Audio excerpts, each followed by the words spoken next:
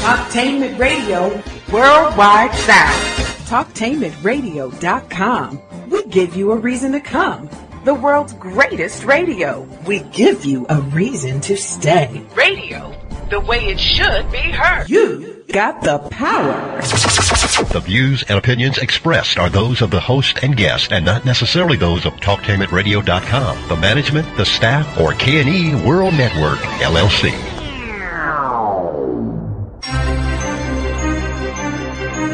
This is the Compensatory Concept with Mr. Neely Fuller, heard exclusively on TalkTainmentRadio.com, the world's greatest radio. Radio, the way it should be heard. And now, Mr. Neely Fuller. If you do not understand white supremacy, which is racism, what it is and how it works, everything else that you understand will only confuse you. Only confuse you. Only confuse you.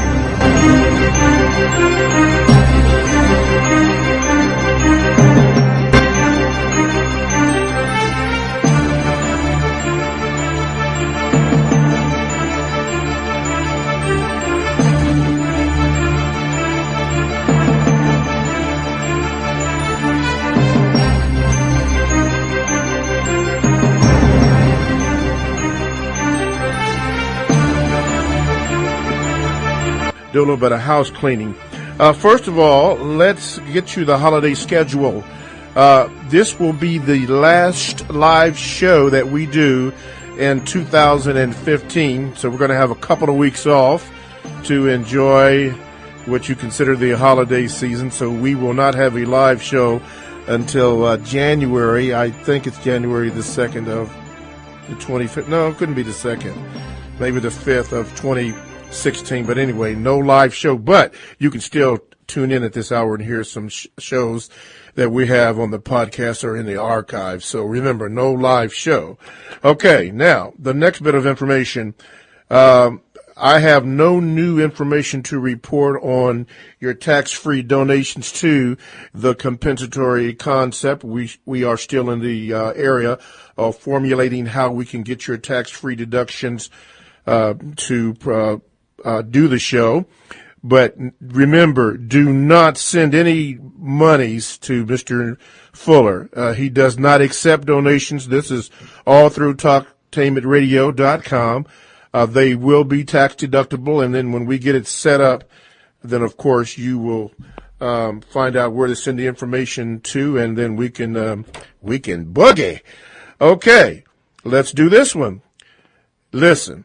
This season in particular, if you are going to be a regular listener to the Compensatory Concept with Mr. Neely Fuller Jr., heard, by the way, exclusively on TalkTainmentRadio.com, you need to get a copy of the United Independent Compensatory Code System Concept, a textbook workbook for thought, speech, action, and/or action for victims of racism or which is white supremacy. Now, you can get a copy of this by going to producejustice.com. That's producejustice.com. And when that screen comes up, there's all the information that you can get to obtain your copy of this great work. And also for your purchase, there is an additional word guide with a separate fee that you can get to understand how to use words in the code system concept. Be a great thing for you to have if you're a serious person. If not, then, I guess you can keep on listening, but you really do need to get that book. Now, as for Tanya and Mitro and Lloyd, I have your questions just about tuned up and ready to go. Mr. Fuller, we have a backup of letters and that we wanted people to call in, so they wanted me to ask you a couple of questions, and we'll do that to break away from our usual format, which would have you have a word of something that's on your mind, but we will do that. And before we get started, I was listening to a lot of speeches by the Reverend Jeremiah Wright, who I guess President Obama dissed him. But it's funny how the media portrayed him as being one way. But if you go back and listen to some of his speeches, in particular what the media harped on when he said, "God damn America," you should hear the speech in its entirety. Then you will understand what he meant and how they they, being the corporate media, painted him as being such a bad guy. It was not how it sounded. Trust me on that one. It's something else how the corporate media does things. But if you've been listening to the compensatory concept, then you know what we've been talking about. Okay, let me see if I can punch this up and get the some of the Gmails, Mr. Fuller. Let me introduce to some Mr. Neely Fuller Jr., to some produce to others. Mr. Fuller, before we start answering the questions and giving out the numbers and so forth, how are you this morning? I'm still learning. You are still learning. Okay, very good. All right, now let me get to Tanya's questions. And first of all, Tanya, we appreciate your listenership. And Mr. Fuller, she asked this question. She said, hi, Mr. Fuller, Mr. Bobby. On your next show, she says, if white supremacy affects job searches on the Internet because of applying so many times, doesn't it seem to get a person, that doesn't seem to get a person anywhere? Or doesn't it seem to get a person anywhere? She's asking. Oh, I don't know. I don't know very much about the job searches on the Internet, and I haven't received much comment about it. In fact, no comment. This is the first I've heard of any problems that people have with job searches on the Internet, except I have heard some people say that sometimes if you're searching for a job on the Internet, and if you're a person of color, particularly a younger person of color, whatever younger means, the age bracket, in the millennials, I do believe, if you have names like Keisha, Tisha, or, or Kamani, or something like that, then you may not get the job. Because someone may assume that by your name, you just might have color in your skin.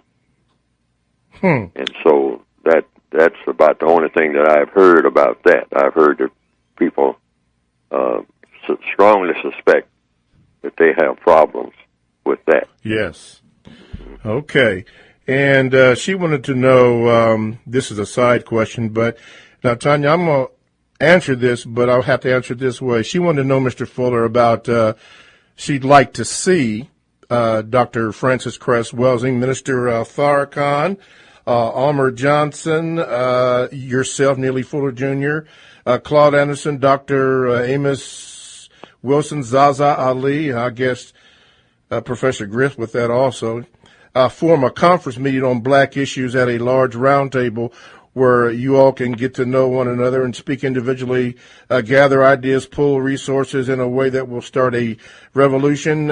If you can find a way to contact them all and get this on the ball, she said that she would appreciate it if you all would come together for one full day and record the information on that, where people all over the globe can listen to them in one particular setting. That would be beautiful. I have listened to all these people, but I don't know, Mr. Fuller, if that could be possible. I do not think that Talktainment would be the format for that to happen, and I don't know what these other people's schedules are. I know that in the past, you and Dr. Francis Cress Welsing have had and have done a few live presentations before, but I don't know about this happening. What are your thoughts on that? Well, basically, I think what the person might be talking about is a panel discussion. I have found that panel discussions are mostly made up of sound bites, particularly if you have a number of people on the panel. Say if you have as many as 10 people on the panel, or even 5, it turns out to be just a series of sound bites without any offerings of solutions to problems. People have a tendency to just say what they have to say in sound bites, and even the questions sometimes come in bits and pieces and whatnot.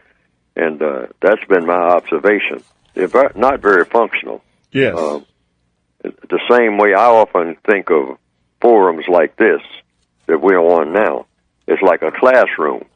Now, in a classroom, you usually have one person that's up at the desk or up at the blackboard or whatever. Like a facilitator? Yes. Okay. See, in other words, you have a teacher in a classroom, a teacher, a facilitator, or whatever title you might give that one person. And if someone else is going to have something to say, then that other person who is at the blackboard, just like in a classroom, that person sits down. That way you get clarity. You get a straight dose from that person. I think that's the best format. I've sat on many a panel, and sometimes I sit there maybe 30 minutes. I mean, it's a 2-hour-long session. Yes, sir. And maybe it might 45 minutes before I say anything, and then when I do say something, I mean, it's usually in the form of they'll hand me the mic, and I'll say something like, my opinion on this, that, and the other, okay, and then I hand the mic to somebody else, and then they'll take a few minutes maybe just handing the mic back and forth, and then someone else will say something in a sound bite, but it's not really comprehensive. Okay. Now, everybody leaves there. I call it the star system, meaning you have a lot of people with big names or some maybe kind of unknown names like mine, I mean, basically. But I'm on a panel with a lot of other people, and everybody is saying this and saying that and saying the other. But actually, when people get to the parking lot after they leave that session, after having come out and found a parking space and all that, going in there, and if it's a fee, I mean, or if it's free, whatever, find a seat, would not be ushered in, and usually it starts late.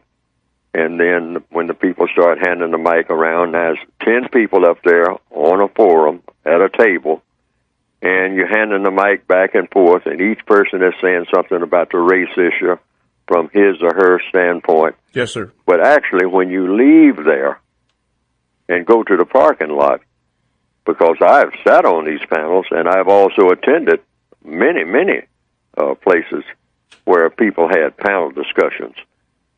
But you leave there kind of naked. Okay. I say, well, wait a minute, what, there's a lot of people saying a lot of stuff, but what was said that I can use? Yes, sir. And usually it's just a series of sound bites that kind of got lost. Okay. And it's not comprehensive. Like in a classroom, you go to a classroom learning how to do welding. I mean, you come out there with something. I mean, you can say, well, I learned how to use this particular welding tool today. All right? Okay. And it's more straightforward that way. All righty. All right, Tanya, that should take care of your request. I'm going to get this in live right now, Galen. Talktainment Radio is a 24-hour, no-charge worldwide broadcasting facility that have hosts delivering on various topics such as news, lifestyle, sports, health, wellness, religion, and, of course, politics. Now, here's one I'd like to share with you, and it's called Urban Flow, and it's inspired by the revolution of the hip-hop and neo-soul subculture, provides diversified social analysis, commentary, and intellectual satire that addresses some of the most challenging matters impacting quality of life today. Urban Flow provides a digital environment for listeners to share ideas and opinions on current events, politics, and millennial arts movements, and provides a space for the engagement of established and new artists. Hosted by Dorian L., the other DL of Talk Radio. That would be today, Wednesdays, right here exclusively on TalkTainmentRadio.com. Okay, get your phone together, or however you choose to get in contact with us. You can start dialing up by calling 1-877-932-9766, or you can Gmail me at 7mrbobby@gmail.com, and I will try to get your letters on. Nitro wrote this to you, Mr. Fuller. He says, here's my question for Mr. Fuller. Can Mr. Fuller explain the meaning of white supremacy is a global system? Yes. White supremacy is just a global system based on the white people, individual white people, because it comes down to individual thinking, individual thought, individual speech, individual action, each and every day. Now, that means in order for a system of white supremacy to exist, it means each and every individual white person on the planet has to have some participation in that system or some participation against the system. That's what it means. If you have racism, it means somebody has to be a racist. Now, what does a racist do? A racist thinks, a racist speaks, and a racist acts. Yes. And when they act, they either do something or they don't do something. There's something that they deliberately do or something they refrain from doing. Okay? So, if you have a number of white people throughout the entire planet who believe in, directly and indirectly, dominating and mistreating people who have color in their skin, then that makes you a racist. Okay. Whomever that white person is. And when you have enough of them, now you have a system. Because each and every day they're going to be doing something that has to do with dominating.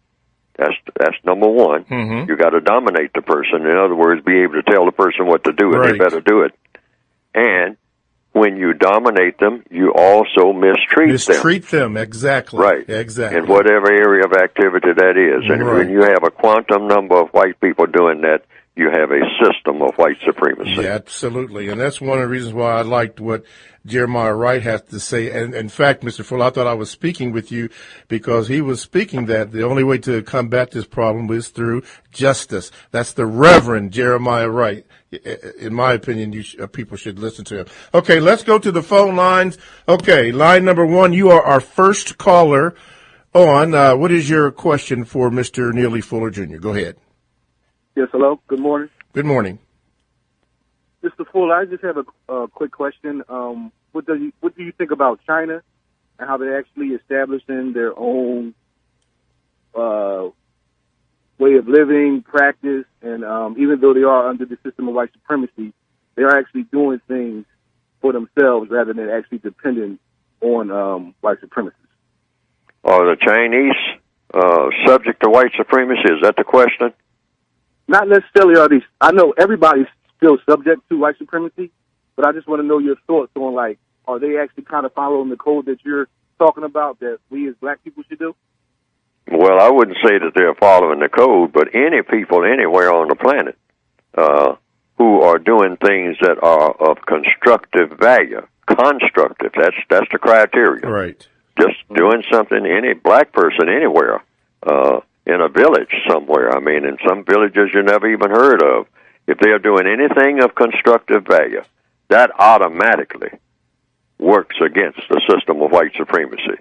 It's when you're doing something stupid and silly, like carjacking or something like that. Now, you are working in favor of white supremacy. All right? Whether you know it or not. That's exactly what you're doing. So if you have people of color anywhere who are building a house or digging a well, or trying to cure somebody who's sick in a small village down by the riverside and whatnot with whatever little medicines you can come up with and all like that, you're trying to do something constructive, something helpful. Mm-hmm. That automatically works against the white supremacist agenda. Right. Because the white supremacists have taken the position that if you have color in your skin, you're not supposed to be doing anything that makes sense. Absolutely. Right. Check out Dr. Sebi. Dr. Sebi, S-E-B-I-E. See what he has to say. Thank you so much, caller, for your call. Okay, who's next, Galen? Line number 2. You are now on with Mr. Neely Fuller Jr. What is your question? Oh, yes, I have a comment. Mr. Fuller, he spoke with the gentleman last week, and the gentleman asked him about relationships between black men and black women and how should they be. And Mr. Fuller said, you got to just do the best you can. And, Mr. Fuller, I understood completely what you meant by that, because under white supremacy, we as black men and black women, we've been programmed to be in constant turmoil and disharmony with each other. I guess that's why you can explain why over 70% of African American children are living in one-parent homes, because they control how we think. They control how I think as a black man towards the black woman, and they control how she thinks as a black woman towards me as a black man. So we're never going to be in harmony with each other the way that we should be in harmony with each other until white supremacy ends. So what is your comment about that? Absolutely. See, disappointment comes from expectation. So when a black male engages a black female in an intimate relationship, first of all, you have to have it in mind, this is not going to be nowhere near what it ought to be. You got to have that in mind. Mm-hmm. So, but we are going to, you might say, hook up. All right? But it's not going to work out to be anywhere near the way it should be. Why? Because we are in an unwieldy situation. That's why. We're prisoners of war. We have already been captured. So therefore, our captors will decide where we will work, what kind of roof we will have over our heads, how much money we will make, what our interactions will be on a day-to-day basis, of what kind of transportation we will have. They determine that. We don't determine that. Black males have absolutely no power, and black females don't either. We are equal partners and prisoners in the system of white supremacy. We have already been captured. We were captured before we were born. So the white supremacists determine what our so-called relationship is going to be. We really don't have a relationship. We have an arrangement. We can call it marriage or girlfriend and boyfriend or whatever. But this is an arrangement, and everything that happens in that arrangement is going to be decided by somebody who is a white supremacist, either directly or indirectly. Right. Okay? So therefore, you can't expect to have harmony. Now, you can get that first part. What is a relationship? It's made up of mutuality and harmony. What is mutuality? Meaning you make an agreement. But harmony is that thing where everything just flows smoothly on account of you're in the correct type of environment. You're not going to get to harmony. I'm going to tell you that right now. See, but you have to understand why you're not getting it. So you do the best you can. That's why I say you do the best you can with a situation that's really not anywhere close to being the way it ought to be. Nowhere close. And you know that when you go in. Mm-hmm. So all the shouting and whatnot and all like that, that goes with the territory, but just don't do any physical harm to each other. Yeah. Because you already know that this is not going to work the way it ought to work. You knew that when you went in, or you should have known it. But you do the best you can because you got to do something. And you're in prison. You don't want to be dead. That's the only way to get out of it, or to end the system of racism, which you should be doing. Both of you should be thinking about that all the time as partners and as prisoners of war. All righty. Thank you, caller number 2, for your call. Before we go to the phone lines, Lloyd has a question for you, Mr. Fuller. He says, does the boycotting of Black Friday by non-white people hurt white supremacy? Well, people can try it. And is it constructive? As a victim of racism, I can't criticize. That's a part of the code. I cannot criticize anybody else's effort to end racism, be it ever so, whether I agree with it or not. Mm-hmm. I'm not in position. I'm not qualified to criticize it. Somebody else's effort, because no one has ever overcome racism. No one has ever done that. Okay, then he says, then is it constructive? Well, we'll see. See, in other words, you try it. Since I'm going to say it again, no one has ever eliminated the system of racism. So that means that anybody can try anything that they think will work. Neely Fuller is not qualified to criticize their efforts. I may think it may not come to nothing, but it may come to something.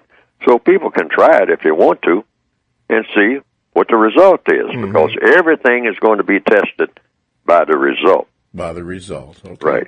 Right. Before we go to the phone lines, usually we have this portion where we started off at the beginning of the program, but I deliberately decided to do it now. there's been a lot of things that have happened since the last time we have been on the air together, Mr. Fuller, and I'd like to know your thoughts on some things that have been brought to your attention or you'd like to say something about. Well, I was just thinking the other day, because I mentioned this on one of the programs maybe about 6 months ago, and just briefly.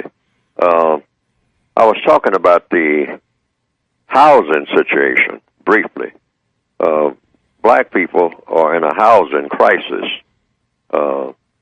I remember going back 40 years ago, I mean, when the sun went down, most black people had somewhere to go. I call it the shack by the track with the room in the back, because there were a lot of them in those days. Those shacks disappeared years ago.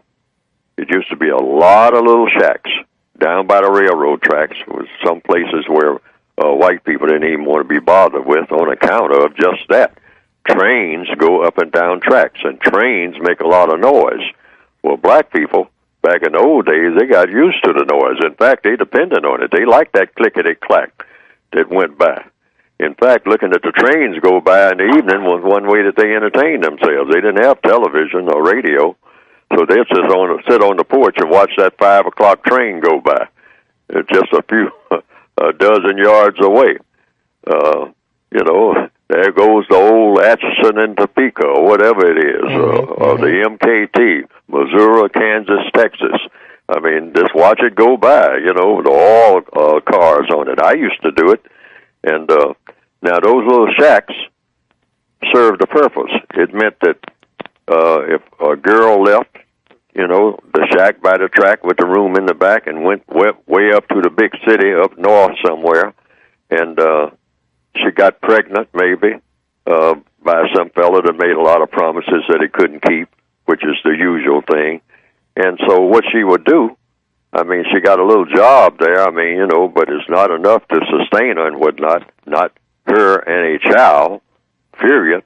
So she would take that child back to Grandma, or Aunt Hattie, who was right down there on that little railroad track. You come on down, honey.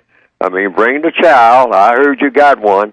And just bring it down here and leave it, and I'll have it run around here helping me out in the garden and all like that. And you just go on back to your job. Now, that was a salvation.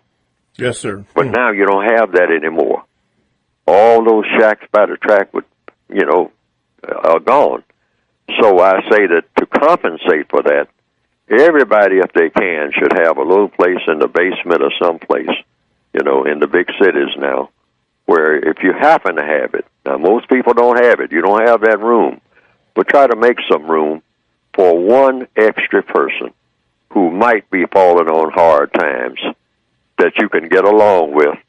Usually it's going to be some bickering and whatnot, but somebody in the extended family and whatnot who's having a hard time just having a roof over his or her head, have that place set aside in the basement or that little extra room back there, with the bed made up and the blanket on it, and say, well, you can stay here, say, for as long as it takes for you to try to get through and get a job. And so I call it that shack by the track with the room in the back. Right. Okay. Right. Okay. All righty. Let's do this. TalkTainmentRadio.com. You can check us out on WCRS FM 98.3 on Wednesdays and Sunday evenings. Blogs and podcasts are available, and you can download the TalkTainmentRadio.com app to your cell or tablet, like I have. Listen, we go where you go, and this is radio the way it should be heard. Stay right there. We're going to take a station break, but we're going to answer more of your phone calls. Get ready, 1-877-932-9766. More of your letters. You can Gmail me at 7mrbobby@gmail.com. And, of course, more of Mr. Fuller. All that and much more coming up next on TalkTainmentRadio.com. Radio the way it should be heard.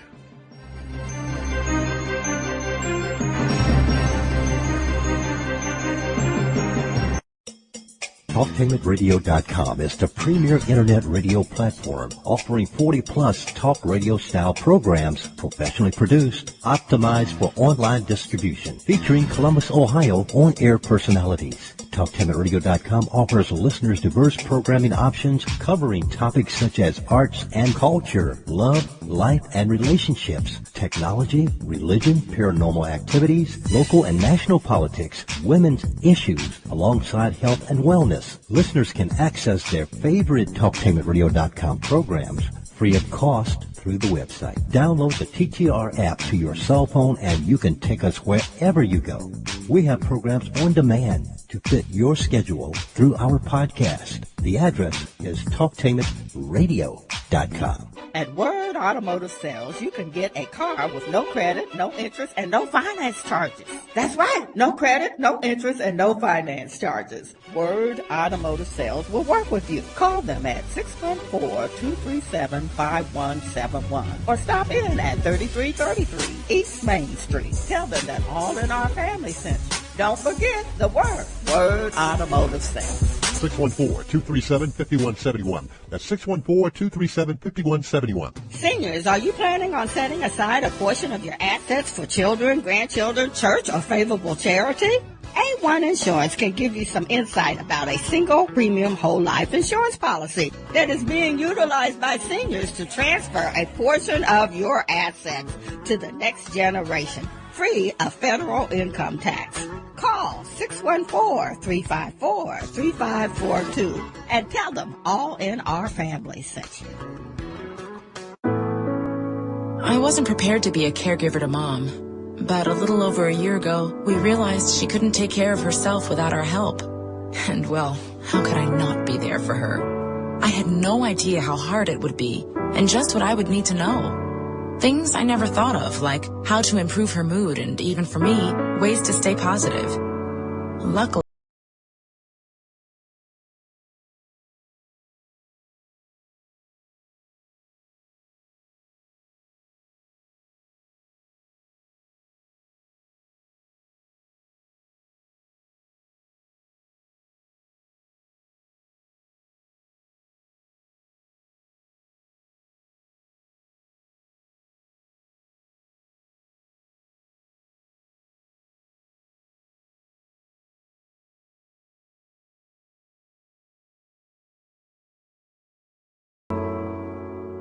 it may be hard to believe, but people just like you are already saving money. FeedThePig.org makes it easy. Their simple savings plan teaches you how to start saving without going overboard, so you don't need to sell all your belongings and live in a commune. These dungarees belong to all of us now, Tom. You don't need to get a second job as a stuntman. We need a new stuntman! You just need FeedThePig.org. Don't get left behind. Get tips and tools at FeedThePig.org. Brought to you by the American Institute of CPAs and the Ad Council. Have you thought about what you want or what gift to give this Christmas? Not really. I hadn't even thought about it. Well, a great Christmas gift would be an old school Western Caribbean cruise on November 12, 2016, featuring Kahari Free at Last from Bounce 23 TV. That's a great idea. Enjoying 2 trips in one, a post-cruise vacation in New Orleans and a 5-day Western Caribbean cruise aboard the Carnival Triumph. Price from $352. Reserve now, only $25 deposit. Deadline January 29, 2016. Call Special Events and Tours at 740-927-6551. What's that number again? 740-927-6551. Reserve now, only $25 deposit. Hello, this is the Kahari Free at Last cruise. You must be ready to sign up.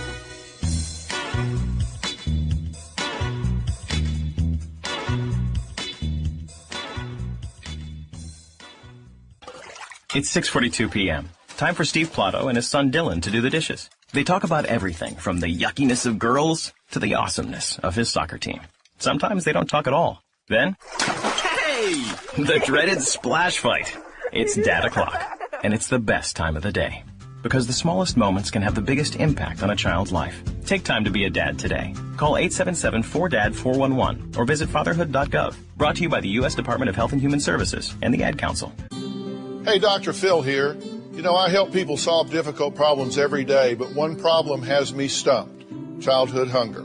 Nearly 16 million children in America struggle with it. Luckily, the Feeding America network of local food banks collects surplus food, giving hope to hungry children and their families. But they need your help.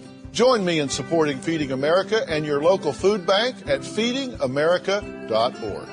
Brought to you by Feeding America and the Ad Council. My suit can still make an impression. And my lamp can bring others a bright future. Because when I donate my stuff to Goodwill, it helps fund job placement and training for people right in my community. Goodwill. Donate stuff, create jobs. Find your nearest donation center at goodwill.org. Brought to you by Goodwill and the Ad Council. The United Independent Compensatory Code System concept by Neely Fuller is considered as one of the substantial and basic books for understanding and effectively countering racism. Neely Fuller will turn upside down everything you've heard and everything you think you know about racism and how it works. Call area code 202-484-5461.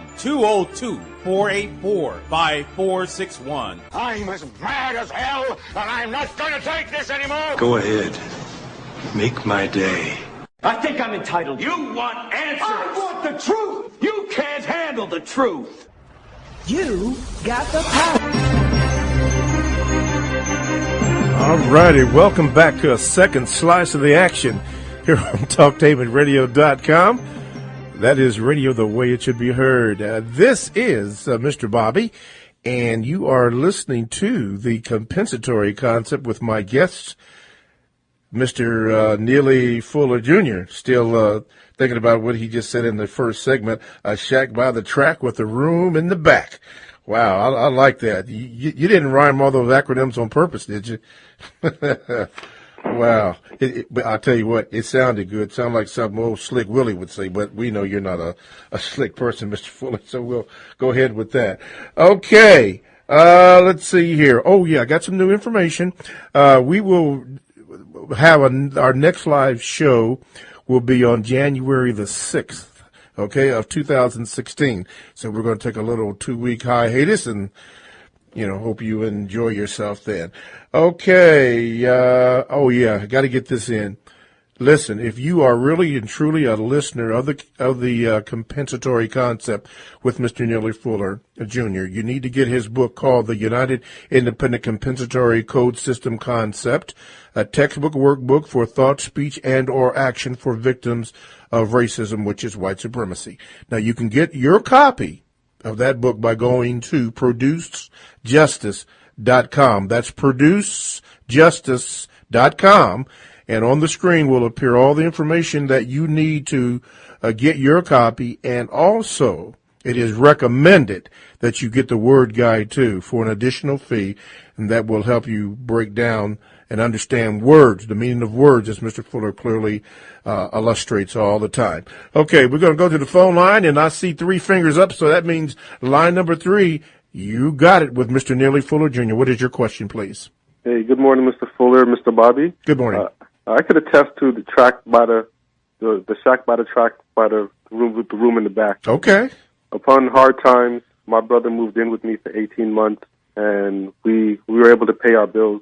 Now we each have our own apartment. All right, good for you. All right, alrighty. I do have a question for Mr. Fuller. All right. I'm going to attend a community board meeting next week. I live in the so-called ghetto.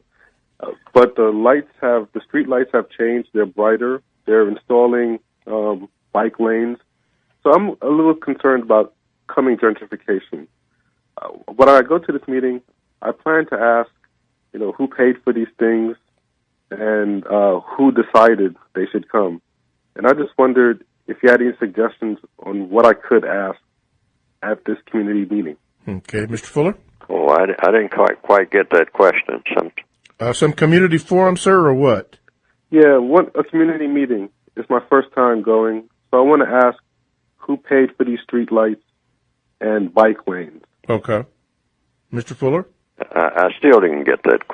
Okay, what he's saying is he's going to a meeting, and he wants to know, could you help him in maybe what kind of questions that he may want to ask that board as to what they are doing or why, or who's funding this or what's going on? Why are we having bike lanes all of a sudden in our community where we didn't have this before? Oh, you mean the meetings yes. that go on? Yes, if you attend a meeting, you go there with a list of questions. All problems are solved through the process of questions and answers. But the first thing you want to know is, what is it, the problem that you want solved? Everybody has problems. So you go there with whatever problems you have, or someone that, some persons that you know who have problems. Because everybody has a ton of problems for the most part. I mean, it's lots of problems to be solved. So just write them down. That's another thing. Just don't go there empty-handed. Write down a list of questions about problems right in front of you that you're facing every day, or someone that you know, someone you're familiar with, has told you about a problem that he or she has. And just write down whatever that problem is and go to the meeting and say, now, before I leave this meeting, sirs, ma'ams, whomever, I would like for someone here to give me a suggestion about how to solve this problem. And here is the problem. And then you read what you have written down about what that problem is. Mm-hmm. And say that's why I came to this meeting. I came to this meeting to hear about problem solving, not just about what everybody's credentials are and all like that. I mean, and that we are all here and it's kumbaya. I didn't come here for that. I came here to see if this meeting is about problem solving. And if it's not, I want to know right now so that I can leave. Because right now, every meeting that black people have now should be about problem solving. Instead of that credentials. Not about how eloquent somebody can make a speech. Mm-hmm. Okay. I mean, this is not poetic time. Mm-hmm. All right. Good question, and hopefully you have some answers. Jot your concerns down and then present it to whomever, okay? Thank you. Okay, you're welcome. All righty, let's go to the phone lines. Line number 1, I got the big finger for you. You are now on with Mr. Neely Fuller, Jr. What is your question? How you doing, Mr. Fuller? I had a question. I heard on previous shows you referred to black people having businesses as a lemonade stand on a slave ship. That's how white supremacy looks at it. What made you make that assessment? Make the assessment about black people about on the black slave businesses being black businesses through white supremacy being like lemonade stands on the slave ship. Yes, because in the system of white supremacy, the white supremacists limit black people's ability to do business all over the world, even in what you call so-called independent countries. I mean, the white supremacist says you're not going to do the business except the business that I want you to do. Like, what is the business that black people have been engaged in, young black people, the opportunities that they have offered? Mm-hmm. I mean, without a lot of opposition, except the opposition, looking forward to the penitentiary of being dead. Ooh, the business that they said that black people can go into coming out of school, starting with the late 1960s, right after the riots, is what? Drugs. You can go into the drug business, standing on the corner selling marijuana or cocaine, which came in the 1980s, or something like that. That's going to be the business for the black males. And that business, like they've depicted in The Godfather, is a dangerous business, and we intend for it to be dangerous. That's why we put you in it. We're not going to give you any other opportunities to do anything, run a warehouse somewhere or something like that, or be a warehouse owner or manager or something. Oh, no. No. No, we're going to put you in a business where there's going to be a pipeline to an orange jumpsuit or early cemetery. Mm. And this is what we call giving black people opportunities, and that still stands. Mm. When you come out with your diplomas or your degrees in your hand now, that's what you're looking at. They're saying, hey, you want to know what you're going to be doing? Particularly if you're a black male in the Northwestern Hemisphere, if you're going to be making any kind of real money where you can sustain yourself and take care of yourself, it's going to have to be in the drug trade. It's going to have to be something illegal. That's what we want you people to do. We don't want you in any legitimate business. None. We'll let you have a few barbershops and maybe, just maybe, a little small liquor store or grocery store that's just barely making it. Those people are coming in there robbing you all the time. We'll see to it that you got a location where you're going to get robbed, okay? Mm-hmm. And you might die behind that counter. That's about the limit that we will allow you to have. Mm-hmm. Otherwise, you black people are not going to be involved in any business at all, except just a handful that we put into sports and entertainment. All righty. Thank you, caller, for your call. Okay, you're listening to The Compensatory Concept, heard exclusively on TalkTainmentRadio.com. That is radio the way it should be heard. My guest is Mr. Neely Fuller, and he's on to answer your questions, and you can get on or get in contact with us by calling 1-877-932-9766, or you can Gmail me at 7mrbobby@gmail.com, and I might be able to get to your question. Okay, Galen, line number 2. You are now on with Mr. Neely Fuller, Jr. What is your question? Greetings. My question is, Mr. Fuller, in his writing and many of his talks, he consistently says and writes that racism is white supremacy is racism, connecting those two concepts. However, many of the black people that I've heard who have read his material or who have listened to him through the years, they will still add that conjunction and say racism and white supremacy as though these are two separate concepts. And I want to know if Mr. Fuller could explain or just give his thoughts on why so many victims of racism seem to have a difficult time equating those two concepts and understanding why you emphasize that racism is white supremacy. Okay, good question, Mr. Fuller. Yes, that's true. Habit. In fact, I have had people interview me at great length repeatedly, and the person who was interviewing me would even though I am saying racism is white supremacy is racism. They are one and the same. You don't separate those two terms. Never, ever separate those two terms. Racism, the only form of racism is white supremacy. And the only form of white supremacy is racism. They're one and the same. It's not white supremacy and racism, or white supremacy or racism. Never.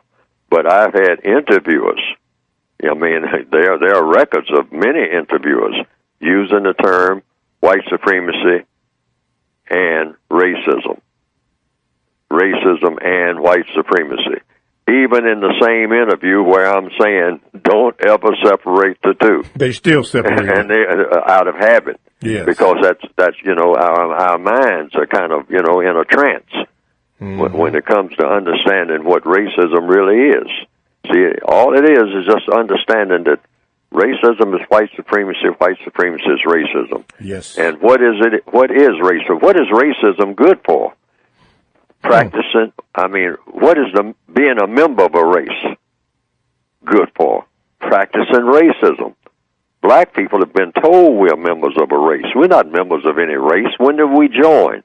We don't join races, You say, well, I was born into a race. Yeah, because somebody told you that. And who was the somebody that told you that? The white supremacists.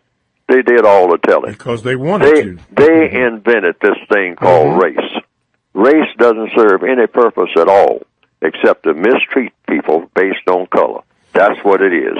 All righty. And if I may add, thank you for your call.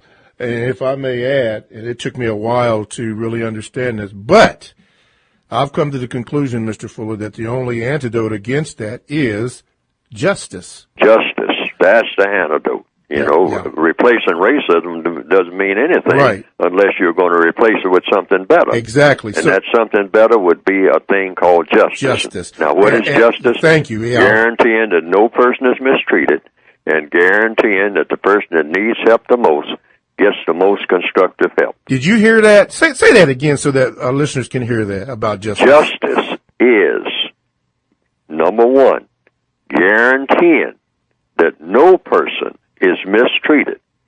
And number two, guaranteeing that the person that needs help the most gets the most constructive help. You put those two together, you got justice. Justice does not exist anywhere on this planet because everywhere on this planet, people are being mistreated. And everywhere on this planet, there are plenty of people who are not getting the constructive help that they need. That's right. So that's what we want to replace this system of racism with, because that's the biggest obstruction to justice. And I've come to the conclusion for myself just what that is, that if justice is the prevailing thing, then it would solve all of the problems. All problems. That's right. But that has to be the criteria in every classroom, everything. Every classroom. Yes, you ask that question. Is anybody in here being mistreated? Or in a courtroom, is anybody being mistreated? Is anybody in here not getting the constructive help that they need? That's in any setting. That applies anywhere. Right. These are the questions that you ask. Is anybody being mistreated? And is everybody getting the constructive help that they need? Because if anybody's being mistreated, then you don't have justice in that room. And if anybody in that room is not getting the constructive help that they need, that's it. You don't have justice in that room. Line number 3, you're on. Just you and I. And Mr. Fuller, go ahead. Yeah, thank you for taking this call, brother. I just want to add to the conversation. The process of understanding or perceiving a common evil has put many people into a situation of the utmost danger. And that is where many of us find ourselves today. We do not understand or perceive the common evil. Now, I am calling from Chicago, the most racist city on earth. Some of the people in Chicago still think that the Just Us department is going to do something about state-sponsored terror. Those people are being bamboozled. They being hoodwinked. Ain't but one thing going to change in Chicago, and that's the faces. Now, some of us feel that the white supremacists need the masses of people so as to oppress and rule over them. That is not the case today because of technology, because of machines. The number of human beings today are not needed. That's why they can be done away with. Now, some of us think that the white supremacists do not want us to see these vicious assassination that they are doing. They want us to see that. See, you're being bamboozled again. Because when I'm going to exterminate you, I must dehumanize you. I must show the world that you are not worthy of life, that the only good black is a dead black. How do I do that? I have to show them images of you being brutalized and assassinated. Yes. And that's why we are seeing these images. All right, and brother. This assault will continue until their final assault. And this is what's happening in this country. This is what's coming down the pipe. All right, brother. Thank you, brother. Thank you for your call. Yes, Chicago, New York, L.A., no doubt there's a murder problem going here. I wouldn't call it assassination. It's just outright murder. But anyway, let's go on. Line number 1, you are on with Mr. Neely Fuller Jr. What's your question? Yes, how you all doing? And I just want to say that I love you, and you love y'all's program. And I want to ask Mr. Fuller about the tenets of racism, because one of them that I know, I'm from Houston, Texas, and I know how these white folks do. But one of the main tenets of white supremacy is that they don't want the gene pool to be contaminated, as they say, with our, being with the white women or the white men being with the black women, because it diminishes them, as far as what they call a pure race. Yes, sir. And one other thing about the justice, now, remember, they used to call them attorneys, but now they prosecutors. And and everybody think prosecute, but the thing about it, they supposed to get justice is done. And that's it. But you just wear prosecute all the time, and that's what everybody thinks they're supposed to do. That's not it. Okay. And thank you. Hey, caller. Hang on for a minute. I want Mr. Fuller to address your concern, and then I want you to hang on for 1 second. Go ahead, Mr. Fuller. Well, he didn't ask a question, so I just say to people, consider everything that he said. Okay. Listen to it and consider, Okay. what that problem is and what you can do about it. Oh, okay. Hey, caller, do you have any latest information on the Sonderand case? The latest one I had was that there's been a bunch of black preachers that have gone out to stand and protest every day since that has happened, but nothing has been on the national news. Can you update us, or do you know anything about that? See, my nephew works at Prairie View, and he keeps me updated on things like that. And what they are doing is going out there and they're protesting to let them know. Okay. See, the place where she was, where she lives, see, they're trying to demean her whole family and everything. See, and that's wrong. Okay. And that's what they are doing. And the national media, they shied away from it. Now, why are they doing that now? Okay. See, but you know why. Yeah. Okay. I just wanted to get an update on it. Thank you so much from Houston. Okay. All righty. Line number 1. Line number 2. You are now on with Mr. Neely Fuller Jr. Go ahead. Yes. Hello. This is Tyreek from the Bronx. Hey, Tyreek. Yes. Good morning. My question to Mr. Fuller is, due to the increasing gentrification, it is becoming harder for black people to provide homes for themselves, let alone a place to stay for someone else who's down on their luck. What do you see in the next 5 years this gentrification problem going? Because at the rate that I see them going, especially the news coverage that it's getting, they're trying to eliminate all black people from having homes. So can Mr. Fuller speak to that? Yes. To compensate for it, one thing, don't accumulate stuff that you can't move. This is very important. I mean, I know that when we have, get a few dollars ahead and all like that, we start buying stuff. We got to get out of that habit real quick, because the more you pile up, a lot of white people, of course, that's a different story altogether. You have TV programs on, whole room was full of stuff that's just all piled up, because they have the resources, they have the money to just keep buying stuff, and black people themselves are credit card happy sometimes. But stop and think. Everything that you buy, you might have to move, and it's going to cost you to move it. So black people should be in the mindset right now, since what the gentleman is saying is correct. They are giving black people more and more of this non-housing situation. See, we're already homeless. All of us are homeless. Now they are making us houseless, shelterless, and they are doing it gradually and systematically, fixing it so you don't have a roof over your head. So the little bit of roof that they allow you to have, you're going to have fewer and fewer items under that roof. Start thinking that way. Don't crowd nothing into that space. I told a lady some years ago, she was kind of embarrassed. I was walking through a house, and she was saying, I'm embarrassed kind of to show you this room because there's nothing in it. I say, you make sure that there's nothing in it, and try to hold on to that as long as you possibly can, because that room will fill up faster than you think. And it will do it in a little increments, little by little.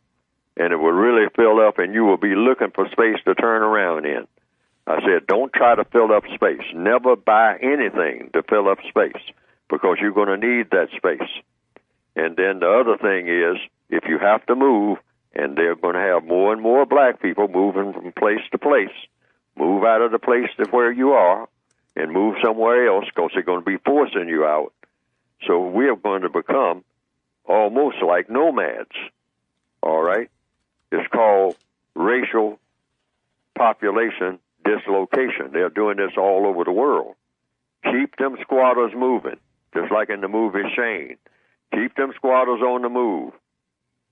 I mean, all right? And this is what they are doing to black people, see, because they figured out that when black people get stable, they start getting ideas about improving things, and they become an improved people.